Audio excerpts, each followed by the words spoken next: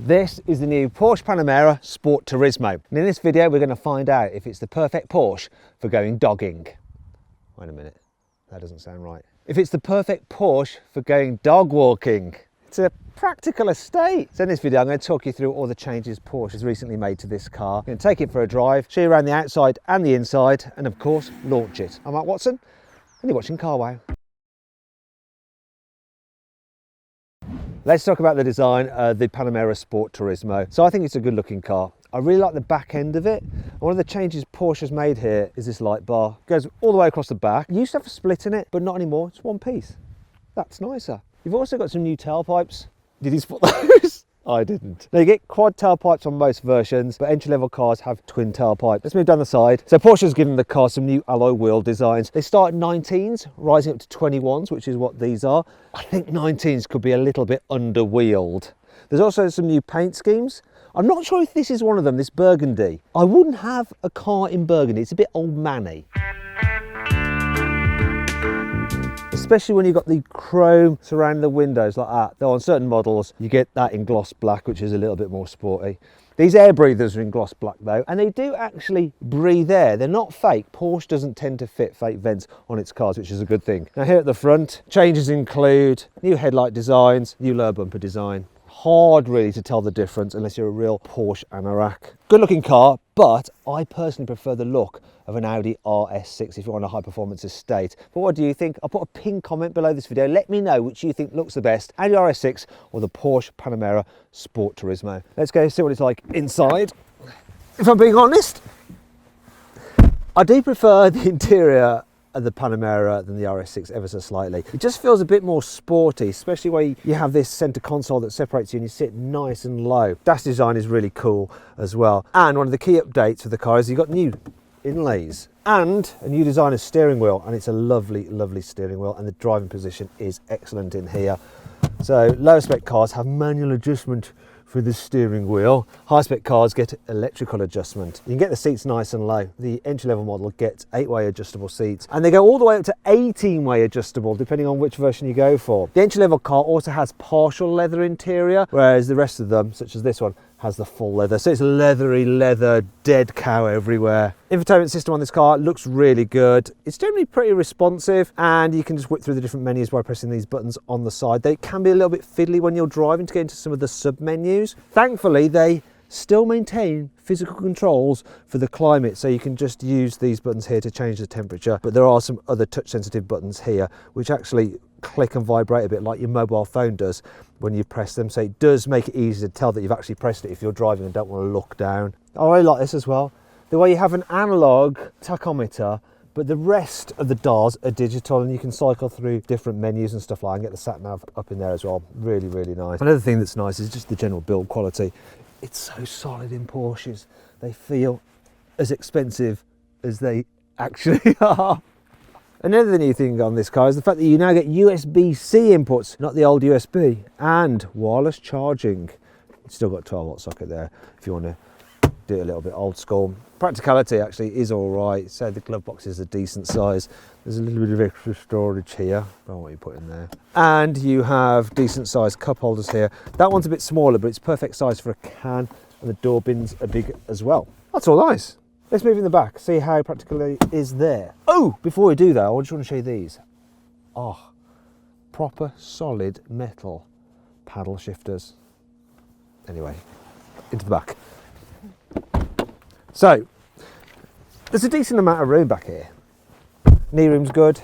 Headroom's pretty decent as well, and this has the glass roof which does eat into headspace a bit, but I'm fine. I think people over 6 foot will be fine as well. The only problem is this big centre console. So if you need to carry someone in the middle, there's a seat belt for them. It's not much fun. You have to do quite a bit of legs akimbo. Look, that's not great. Then you end up just like bashing your legs on this hard centre console. It is not good. The footwells aren't the largest either, so you will be competing for foot space, and no one wants to play foot wars, do they, for a long trip? Down here you've got this little bit of space which is good for nothing. You have the control for the rear sunblind, and there's 3 USB-C ports there, so everyone in the back here can charge their mobile devices. If you need to carry longer items rather than a person in the middle, look, you can just, where is it? There it is. You just fold this down.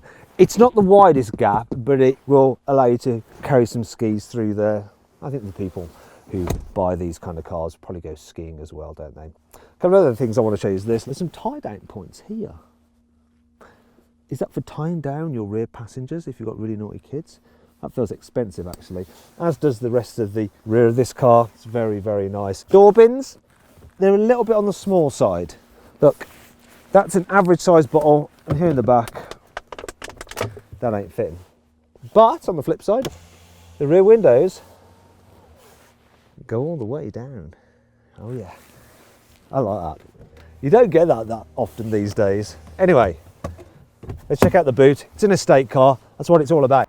So you get an automated tailgate, which is what you expect really on a car at this price. Now the boot looks nice and square. It's okay to load. It's a bit of a load lip, so it doesn't really matter when you're loading suitcases.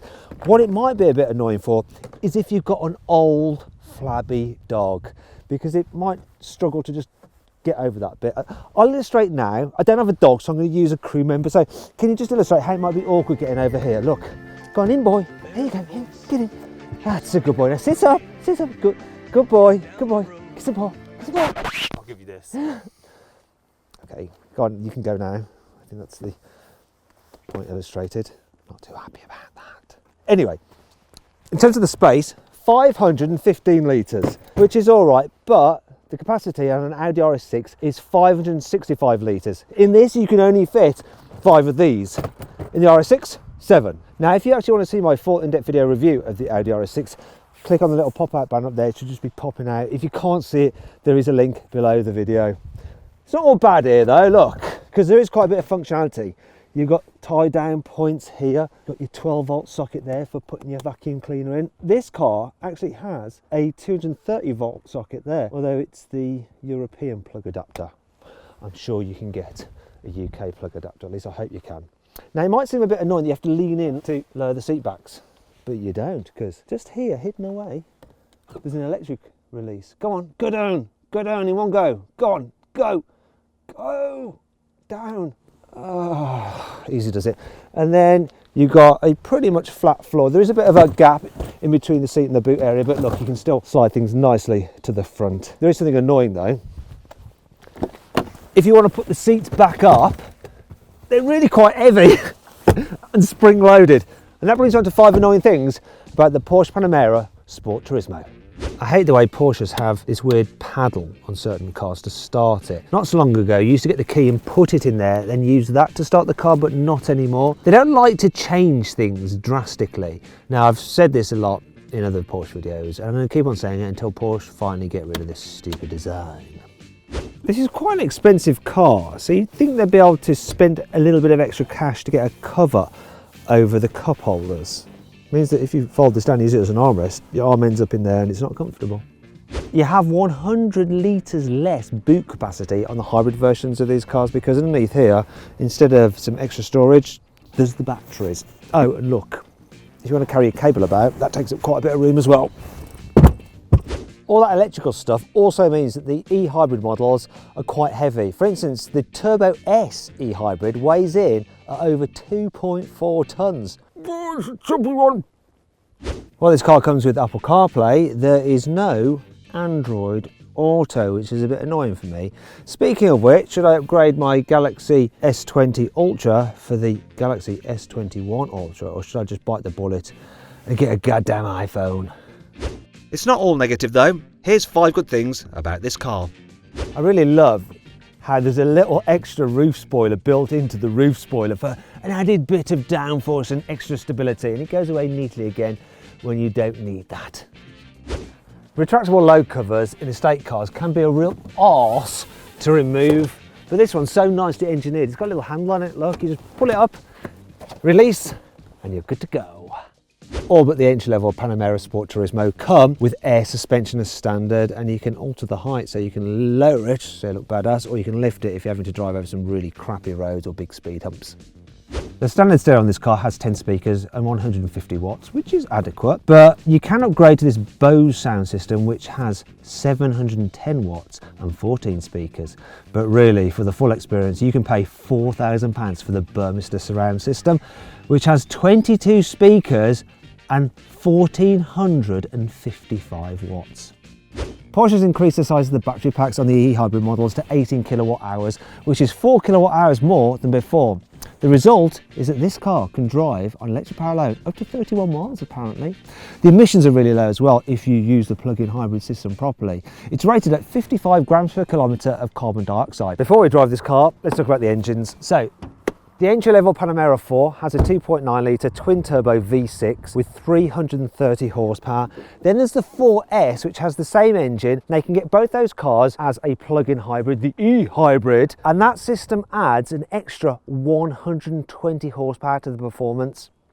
Then there's the GTS model. It has a 4-litre twin-turbo V8 with 480 horsepower. Then there's the Turbo S, which has the similar engine, but with 630 horsepower.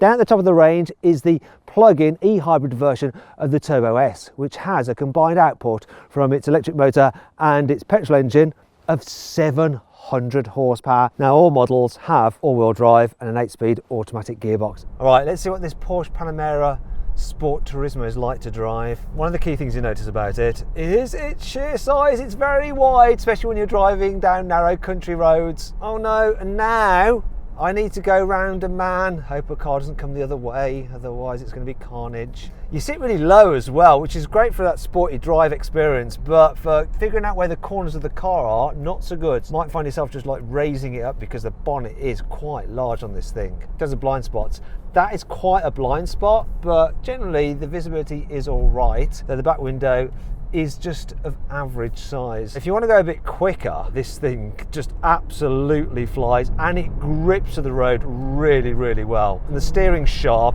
It's not exactly a fun car, it's more just capable. It just smashes along roads. And you got lots of grip from the four-wheel drive system, which is great. It is fast, it is capable. Is it comfy? Well, it is when you're going quickly. The air suspension does deal with bumps and undulations really well, but as you come into town you slow down and you hit bumps in the road, drive over cat's eyes and potholes or go over speed humps. It does seem to struggle just a little bit. You do feel some of the harder edges in the road surface, so it's not the most relaxing when you're going dead slowly. The gearbox is generally very good at just shifting gears together. You do notice sometimes a bit of a transition when you put your foot down and you want to accelerate, and there's the whole working out what to do between the petrol engine and the electric motors. There can sometimes be a bit of a delay, but most of the time it figures it out. And if you want to, you can actually just drive around in town just on electric power alone. And it's really serene, quiet and relaxing, which is good. What's not so good though is when you get out of town and start going really quick on the motorway, because this car has huge tyres. They do kick up quite a lot of road noise, which can be annoying. Other than that, it's well insulated for wind noise. One thing you can get this car with is rear wheel steering, and if you're going to be doing lots of manoeuvring like this in tight spaces, you're going to want it because it does reduce the car's turning circle. Can I make this round here without getting into a pickle? Oh, yep, I can, just about. That's good. I do find it more relaxing to drive than something like an AMG E63. And I don't think it's really any more relaxing than the Audi RS6. Performance-wise, well, if you've got the top of the range Turbo SE hybrid, a little bit faster on acceleration than the RS6, but what about this 4SE hybrid? Shall we find out? Right, I've got my specialist timing gear up here. I'm going to launch it. Let's go. Oh, struggling for grip. Whoa, it is slippery though. What are we going to do? Whoa, 0 to 16, 4.2 seconds. Woohoo! That's pretty quick, that is really.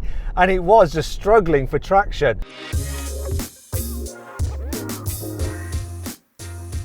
So then, what's my final verdict on the Porsche Panamera Sport Turismo? Should you avoid it? Should you consider it? Should you shortlist it? Or should you just go right ahead and buy it? Well, I reckon you should shortlist the Panamera Sport Turismo. It's a really good car, it's just not the most practical performance estate. I'll get this instead. Yep, just saying.